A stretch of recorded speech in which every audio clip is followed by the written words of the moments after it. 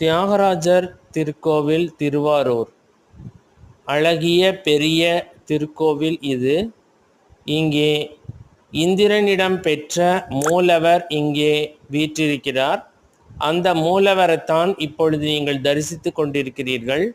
மிக மிக அழகிய காட்சி. திருவாட்சி, மூலவர், அதன் அலங்காரங்கள் எல்லாம் பாருங்க, அழகா இருக்கு பாருங்க. மலர் மாலைகள், பதக்கங்கள் வரிசையாக இருக்குது. ஒரு 6-7 பதக்கங்கள் வரிசையாக இருக்குது. அவர் மலர் பாதங்களை மலர்களால் மூடியிருக்கிறார்கள். அவ்வளவு அழகான திருக்காட்சி. அழகிய தியாகேசர். இந்த தியாகேசர் தான் ஆசியாவிலேயே மிகப்பெரிய தேரில் வலம் வருவார். தற்போது நடந்து முடிந்ததல்லவா அந்த ஆழி தேரோட்டம். அந்த ஆழி தேரோட்டத்தில் இந்த தியாகராஜர் தான் பவனி வந்தார். அந்த அளவுக்கு பெருமை வாய்ந்த மூலவர்.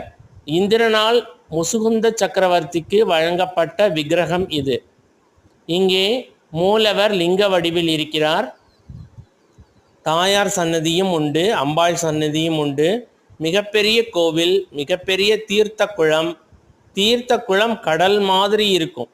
நான் நேர்லேயே பார்த்துருக்கேன். ரொம்ப ரொம்ப அழகாக இருக்கும்.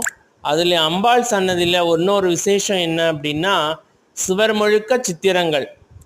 அம்பாள் சன்னதி சுவர் முழுக்க, மேற்கூரை முழுக்க அழகிய பழமை வாய்ந்த சித்திரங்கள் இருக்கும்.